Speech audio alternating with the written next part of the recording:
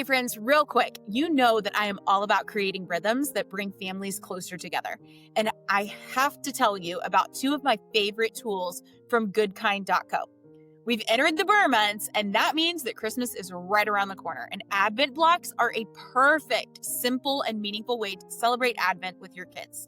No Pinterest stress, no overcomplication, just a beautiful, hands-on way to tell the story of Jesus and make December feel intentional instead of chaotic. This has become my absolute favorite tradition. My 4-year-old absolutely loves turning the blocks each day, and honestly, I look forward to it as much as he does. Even my teenager enjoys this tradition. So honestly, I call that a win. And second, the Gratitude. This little cube sits on our table and sparks conversations about gratitude. It is such a fun, easy way to shift the atmosphere in your home, whether it's at dinner, bedtime, or even in the car. My boys actually ask to use it, which says a lot. So if you want to bring more joy, gratitude, and Jesus into your family's daily rhythm, go check them out at goodkind.co, where meaningful traditions are made simple. And make sure to use the code that's listed in the show notes to get your discount. Marriage isn't supposed to feel like roommates, but it doesn't have to feel like a war either. Hi, I'm Kameran Alareqi, certified marriage coach and a relationship expert. Every week on Married and Connected, I bring you real talk, hard truths, and practical tools you can start using right away. Whether you've been married 2 years or 42, this is where you'll find hope, encouragement, and steps that actually work. So let's make your marriage feel good again, starting right now. Hey friends, welcome back to another episode of the Married and Connected podcast. I'm Kameran Alareqi, and today we are diving into a word that feels small, but changes literally everything, and that is care. Not love languages, not acts of service, not emotional labor, though those all connect.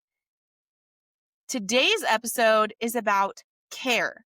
How to get people to care, what to do when your partner doesn't seem to, why we stop caring, and how we can rebuild a culture of care inside of our homes. So many couples come to me saying, I just don't feel like they care. I just don't feel like they care. And when I dig deeper, it's not about grand gestures. It is about being noticed. It's about being thought of. We literally, as human beings, and I don't say that word lightly, literally, consistently, always, it is just about being thought of, noticing things about our partners. When our partner comes up and says, "Did you eat today? Hey, you seemed off earlier. What's up? What's going on with you?" Or, "I know you hate unloading the dishwasher, so I did it." Those are micro moments of care, and they are often the first to go when marriages get busy, resentful, the survival mode kicks in, or a lot of times in an anxious and dismissive avoidant relationship, the care is the first to go after they get married because we've crossed the finish line. What? Why do I need to do this anymore? Here's what care actually means. Care isn't just concern. According to Dr. Brené Brown and Dr. John Gottman both, genuine care is an emotional investment. It's the noticing, the attuning, and the responding.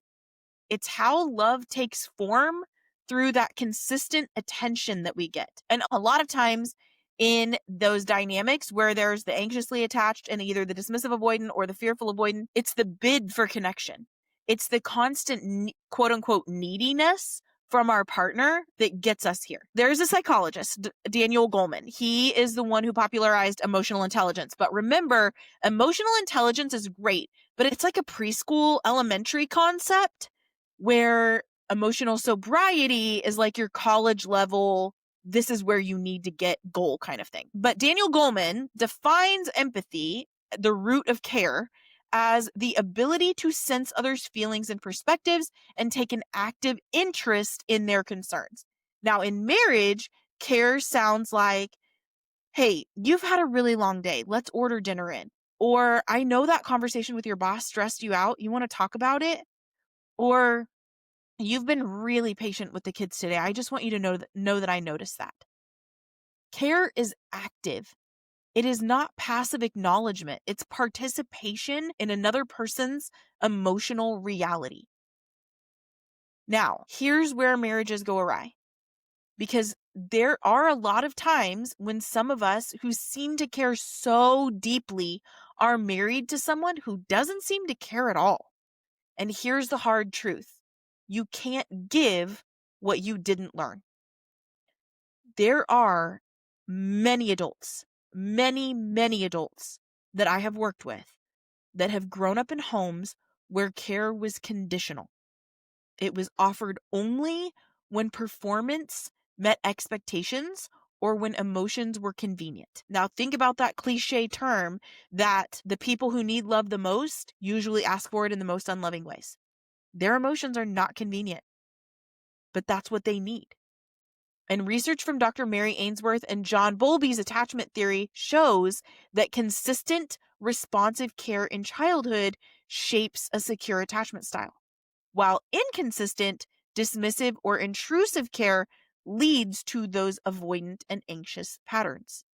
So if somebody grew up with a parent who said, "Stop crying, you're fine," or "I only notice when you achieve," they may have learned that needs are shameful and that care is something to earn, not something to freely receive. And that's where a lot of marriages get stuck. One partner is starving for emotional care. Additionally, when we are raised like that, what happens, and it's usually the dismissive avoidant or the fearful avoidant that leans heavily dismissive, what happens is they have like a very small quarter of a cup of capacity to care. Where those of us that grew up in secure or even anxious attachments, we have like a whole cup or even 2 cups worth of capacity. So when we pour into our partner, what happens? They drown. Our love and our care seems overwhelming to them. Whereas when they pour into us, those of us that have the 2-cup capacity, we feel like we're constantly bone dry, like it's never enough, because it's not. That quarter of a cup barely fills a 2-cup capacity. And this is where marriages are getting stuck every single day.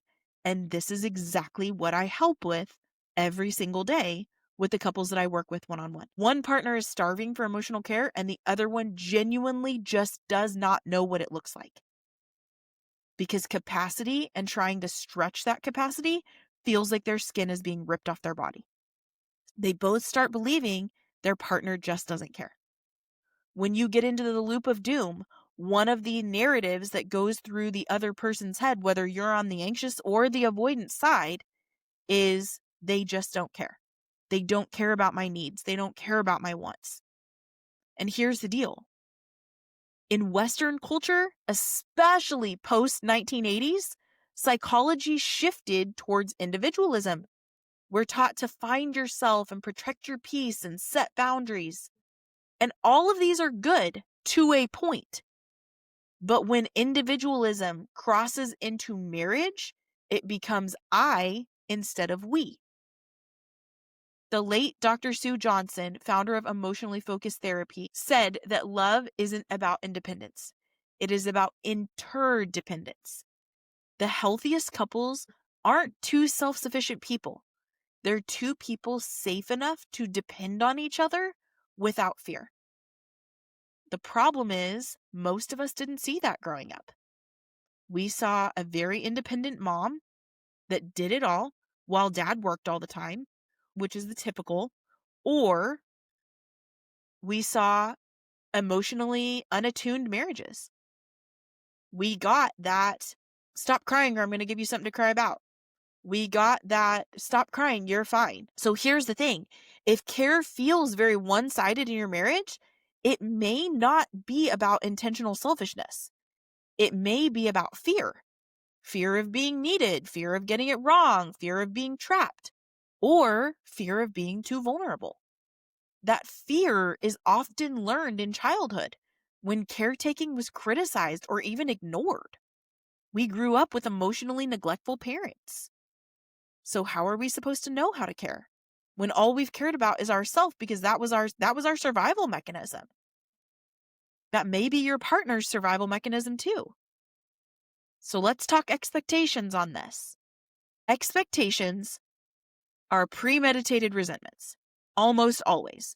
And almost always, it's because of unspoken expectations. So when we expect someone to read our minds or to just know what we need, we set them up to fail. Dr. Julie Gottman talks about this being the silent killer of connection. Because when expectations aren't voiced, they turn into assumptions. And assumptions, when unmet, turn into bitterness. So if you've been feeling like your spouse doesn't care, ask yourself this and be very real with yourself. Have I clearly expressed what care looks like for me? Have you guys even had that conversation? Most people have not. Do they even know what matters most to me right now? Sometimes care isn't missing, it's misdirected. A lot of times, couples will have a conversation about this, and what you'll find out is that it's not that your partner doesn't care, it's that their definition of care and the way that they show care is very different than the way you receive care or the way you grew up receiving care.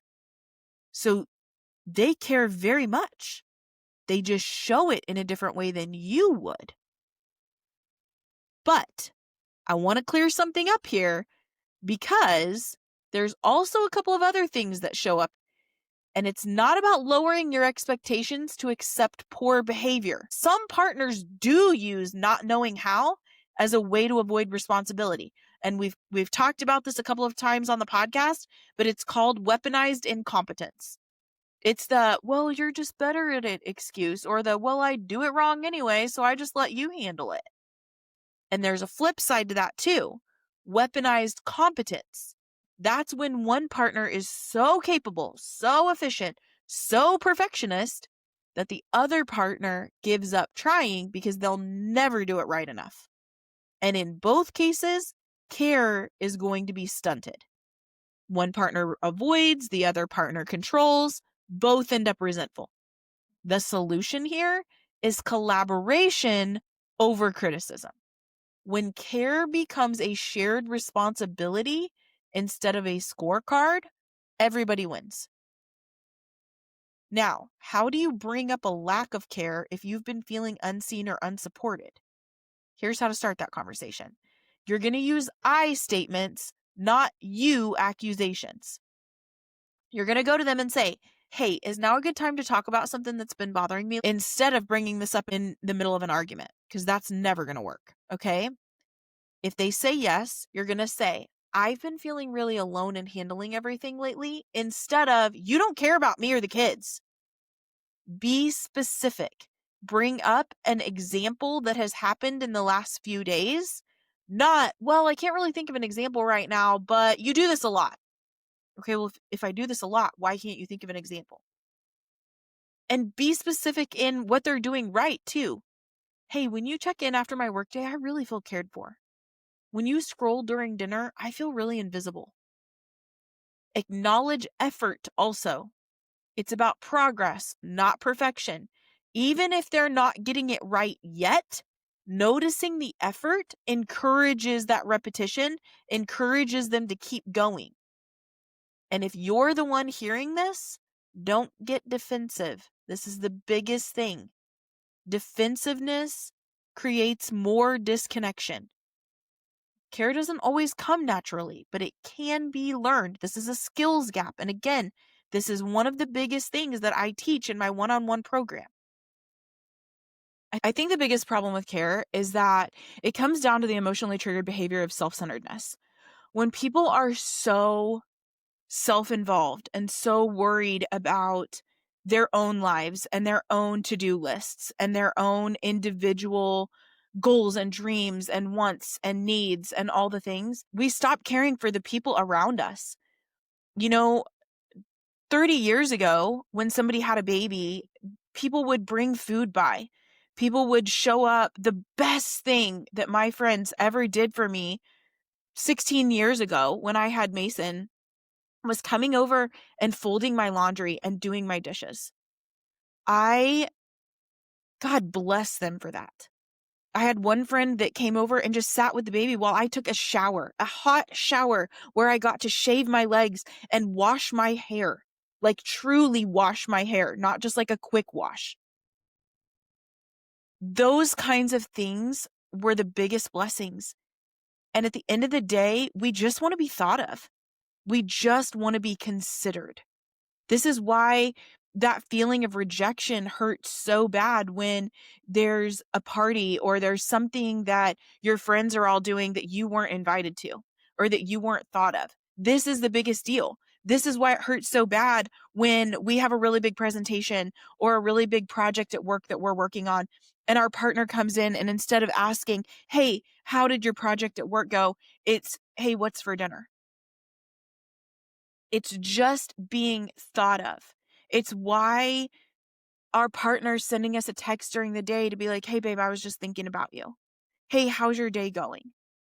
This is why it matters so much to us. This is why it means so much to us and why we truly feel cared for, because we're thought of. And of course, it talks in Revelation about this, how people are lovers of themselves in the end times more so than they are lovers of others. And that's exactly what I'm seeing. This is exactly what's happening in the marriages that have come to me and exactly what happened in the breakdown of my own marriage. It was just simply not being cared for anymore, not being thought about. It's absolutely true what they say. There is zero space available for selfishness in a marriage. Marriage and selfishness just cannot coexist together. I talk a lot about the two things existing at the same time. Selfishness and marriage are not one of them. You cannot be selfish and have a happy marriage. You can't. You have to care about the other person. And you also have to have a conversation with your partner about what care looks like to them, because it's going to be different for everybody. It's the same as respect and love and honor and fidelity and cheating and minimum standard of care for the household. It's going to look different for everybody. And also, caring for your partner, it is a minimum requirement for having a healthy, happy marriage. You have to care about the other person. And not just in the way, this is golden rule versus platinum rule, right? Like, we want to treat others how we want to be treated, golden rule. We also want to treat others how they want to be treated, platinum rule. Both have to coexist in a marriage. You have to care for them. You have to show them that you are thinking of them the same amount, if not more, than what you're thinking of yourself. You have to show them. It is effort. It is action. It is verb. It is not just saying that you care. Telling someone that you love them is not enough. You have to show them that you care. And again, that comes from having that conversation. What does that look like? Does it look like putting my phone down when I'm talking to you or when you start talking to me? Does it look like me bringing you back your favorite snack when I go to the grocery store? Does it mean that I don't have to call you 9 times for information that you've already given me? Does it mean that is care me sending you a text every day asking how your day is and truly wanting to know the answer and not just sending it because it's not just a checkbox? Is care me taking bedtime? Is care me doing what I say I'm going to do? Is it me giving you a hug? What is care to you? And then living into that. If you're a parent listening, this one's for you. Children learn care not by being told how to care, but by being cared for consistently and respectfully. That means letting them feel all of their emotions without shame, modeling empathy even when you're tired and especially when you're triggered. This is where emotional sobriety comes in. Getting curious about things that they're going through or getting curious about the reasons that they're saying the things that they're saying instead of judging them for it or instead of getting mad at them for it. Letting them witness repair when you get it wrong. I would say as a marriage coach, the letting them witness the repair is one of the key factors for helping them learn to care as they grow up. Talking about things as they're growing up in terms of like, well, we need to see what your brother wants. It's not all about you. Like, we've got to, like, teaching them that it's not all about them, not saying that it's not all about you, but teaching them that it's not all about them. Even if they're an only child, teaching them that it's not all about them. Teaching them that, like, well, dad has an opinion too. Mom has an opinion too. Things like that. Dr. Dan Siegel calls this name it to tame it.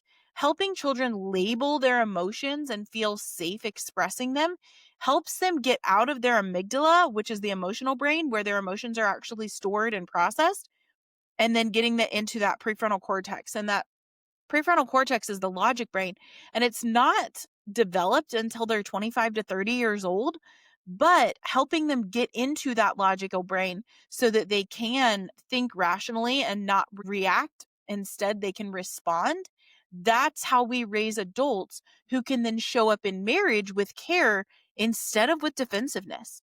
And it is one of the biggest things that you can teach them. You can teach them emotional sobriety tricks now as they are getting older. My oldest is going through the emotional sobriety course now. I'm teaching my 5-year-old emotional sobriety tricks now because I want them to have the emotional intelligence and even beyond that, the emotional sobriety when they are adults, because it is going to affect the way they show up in their job, the way that they show up with their children, with their spouse, the way that they choose a spouse. It's all going to affect them. So here's what I want you to take away from today. Care is not a luxury in marriage. It is the glue that holds two humans together when life pulls them apart. If you've been waiting for your spouse to show more care, start modeling it, and modeling it in a way that they feel cared for. Have that conversation, because the pushback here is going to be, well, I do show care. I care a lot. Okay, that's great, but it may not be in the way that they receive care or in the way that they show care. So they're not actually recognizing that as care. And if you've been afraid to show care, start small. Ask one question. Offer one moment of something that you've noticed or that you're noticing. Because care, just like disconnection, is contagious. If today's episode hit home for you, share it with your spouse or a friend. And if you're ready to take this work deeper, to rebuild care or even learn how to care and connect in your marriage, apply for one-on-one coaching at www.recognizingpotential.com or email me at coaching@recognizingpotential.com. And as always, thank you for listening to the Married and Connected podcast. I will see you next week, where we'll keep learning how to love better, not just harder. Until then, stay married and connected.